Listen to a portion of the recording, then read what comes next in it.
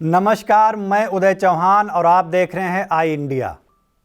88,000 ऋषि मुनियों और महर्षि दधीच की तपोस्थली का गौरव प्राप्त सीतापुर जनपद की इस पावन धरा के नागरिकों ने प्रधानमंत्री नरेंद्र मोदी और मुख्यमंत्री योगी आदित्यनाथ के आह्वान पर जिले की 9 विधानसभा सीटों में से 8 सीटें भाजपा की झोली में डाल दी हैं। आज़ादी बाद पहली बार इस तरह की ऐतिहासिक जीत से यहाँ के बासिंदों की उम्मीदें भी योगी सरकार से बढ़ गई हैं। उम्मीद राज्य सरकार की कैबिनेट में जगह देकर सीतापुर का गौरव बढ़ाने की, उम्मीद नैमिषारण्य व मिश्रिख को पर्यटन स्थल का दर्जा दिलाए जाने की, और उम्मीद बाढ़ के स्थायी रोकथाम ट्रामा सेंटर को चालू कराए जाने, बंद पड़ी कमलापुर व महोली चीनी मिल पुनः चलवाए जाने समेत जिले के चौमुखी विकास की। सीतापुर वालों ने यूं तो भाजपा के खाते में 7 सीटें 2017 में भी डाली थीं, इसके बावजूद यहां के किसी भी विधायक को कैबिनेट में जगह नहीं मिल सकी थी। इस बार बेसहारा मवेशियों, सत्ता का स्वाभाविक विरोध और सपा सुभाषपा गठबंधन के कारण चुनाव के दौरान नजर आने वाले माहौल के मुताबिक भाजपा के लिए जीत की राह आसान नहीं लग रही थी। चुनाव के दौरान तमाम सियासी उतार चढ़ाव के बीच शहर के मिलिट्री ग्रास फार्म में यहाँ की आवाम से रूबरू होने आए प्रधानमंत्री नरेंद्र मोदी आएंगे तो योगी ही बोलकर समर्थन देने का आह्वान कर गए थे और मतदान के चंद दिनों पहले सीतापुर जनपद में ताबड़तोड़ 3 जनसभाएं करते हुए मुख्यमंत्री योगी आदित्यनाथ ने उत्तर प्रदेश में 5 साल के अपने कामकाज का हिसाब देकर जिले के विकास का वादा करते हुए समर्थन मांगा था। प्रधानमंत्री और मुख्यमंत्री की अपील को सार्थक करते हुए सीतापुर की आवाम ने भारी मतों से यहाँ की 8 सीटें भाजपा की झोली में डाल दी। ऐसे में सीतापुरियों की अपेक्षाएं योगी सरकार से बढ़ना लाजमी है। आवाम को इंतजार इस बात का है कि क्या इस बार यूपी की कैबिनेट में सीतापुर को जगह मिलेगी। अगर सीतापुर के किसी विधायक को मंत्री बनाए जाने की बात करें तो उन्हें कैबिनेट में जगह दिए जाने के कई कारण भी उभर कर सामने आ रहे हैं। सेवता सीट पर 4 बार लगातार विधायक बनकर अपराजेय का तमगा हासिल कर लेने वाले महेंद्र सिंह झीन बाबू को शिकस्त देकर बीजेपी के ज्ञान तिवारी ने इस सीट पर अपना कब्जा बरकरार रखा है। सेवता में इस बार कई मायनों से मुकाबला कड़ा माना जा रहा था। दरअसल 2017 में सपा ने महेंद्र सिंह झीन का टिकट काट दिया था और वह चुनाव नहीं लड़े थे। उस वक्त सेवता सीट के सियासी हालात कुछ ऐसे बने कि महेंद्र सिंह झीन भी कहीं न कहीं ज्ञान के पक्ष में खड़े नजर आए। लिहाजा ज्ञान तिवारी चुनाव जीतकर पहली बार विधायक बन गए।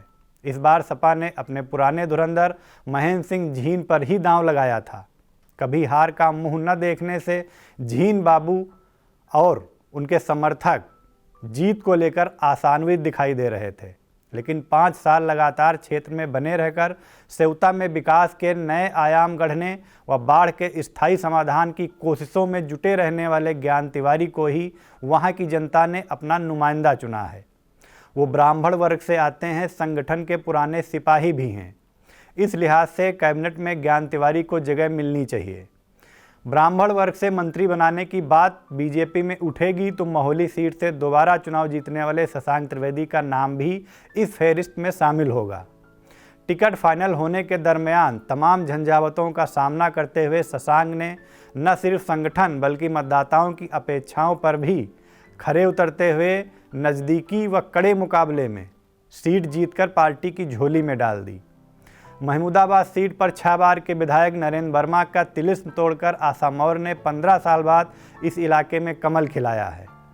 ये जीत इस मायने से भी अहम हो जाती है कि महमूदाबाद सीट 2017 में मोदी लहर के दौरान भी भाजपा हार गई थी, जबकि इस बार जब मुकाबला कड़ा माना जा रहा था तब आशा मौर्य ने सपा के नरेंद्र वर्मा का विजय रथ रोक दिया और सपाई दुर्ग पर केसरिया परचम फहरा दिया। मौर्य समाज से होना भी आशा के कैबिनेट में जगह मिलने की उम्मीदों का दिया रोशन कर रहा है। सिधौली सीट पर लगभग 42 साल बाद मनीष रावत ने कमल खिलाया है। यह सीट भी 2017 में भाजपा की सुनामी के बावजूद बीजेपी हार गई थी। तब सिधौली में बसपा के हरगोविंद भार्गव विधायक बने थे। इस बार हरगोविंद भार्गव सपा के टिकट पर मैदान में थे, लिहाजा मुकाबला कड़ा माना जा रहा था। ऐसे में नामांकन के ठीक पहले साइकिल से उतरकर भाजपा में आए मनीष रावत ने 4 दशक बाद बीजेपी को जीत दिलाई। मिश्रिख सीट से चुनाव जीतकर 5वीं बार विधायक बनने वाले रामकृष्ण भार्गव भी मंत्री पद की दौड़ में शामिल हैं। रामकृष्ण जिस क्षेत्र का प्रतिनिधित्व करते हैं, मथुरा, उसमें विश्व प्रसिद्ध नैमिषारण्य व महिष दधीच की नगरी शामिल है।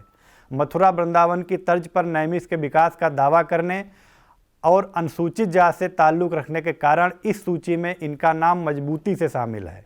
खास बात यह रही कि इस बार रामकृष्ण ने सुभाषपा सपा गठबंधन को न सिर्फ मात दी बल्कि मुकाबले में कहीं भी टिकने तक नहीं दिया। एससी को मंत्री बनाने पर विचार हो और हरगांव सीट से चुनाव जीतने वाले सुरेश राही का नाम ना आए, ये भी नहीं हो सकता। सुरेश राही ने इस बार न सिर्फ सीट पर कब्जा बरकरार रखा बल्कि पिछली बार जिन बसपा प्रत्याशी रामहेत को मात दी, अब की सपा के टिकट पर वह मैदान में आए और फिर उन्हें तगड़ी शिकस्त दी।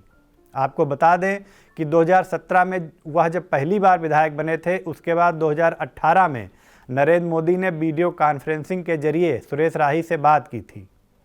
सदर सीट से अप्रत्याशित तौर पर पहले बीजेपी का टिकट, फिर कड़े व चुनौतीपूर्ण मुकाबले में कई उतार चढ़ाव और बगावत व नाराजगी झेलने के बाद भी जीत का परचम फहराने में कामयाब रहे स्कूटर मिस्त्री की पहचान लेकर सदन पहुंच गए राकेश राठौर गुरु भी कैबिनेट में जगह बनाने की यकीनन कुवत रखते हैं। इनका तैलिक समाज से आना भी मंत्री पद तक इन्हें पहुंचाने की बड़ी वजह बन सकता है। 20वां सीट से जीत दर्ज करने वाले निर्मल वर्मा कुर्मी यानी पिछड़ा वर्ग से होने के नाते कैबिनेट की राह पर आगे बढ़ सकते हैं।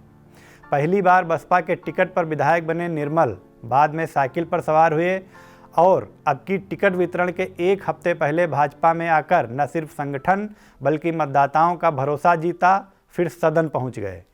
यहाँ के सभी 8 विधायकों के पास कैबिनेट में जगह पाने की माकूल वजहें हैं। जनप्रतिनिधियों और आवाम को उम्मीदें भी हैं, मगर फैसला भाजपा हाईकमान को करना है। फिलहाल नतीजे आने के बाद चर्चाएं और कयास तेज हो गए हैं कि क्या इस बार सीतापुर को कैबिनेट में जगह मिलेगी।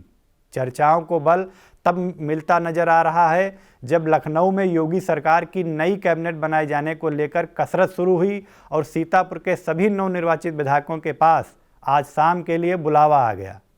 आगे क्या कुछ हालात बनते हैं, सीतापुर को इस बार कैबिनेट में जगह मिल पाती है या पिछली बार की तरह अब की फिर झोली खाली ही रह जाएगी, यह लाख टके का सवाल अब हर किसी के जहन में तैरने लगा है। बहरहाल इसका जवाब मिलने तक इंतजार करना ही एक विकल्प है।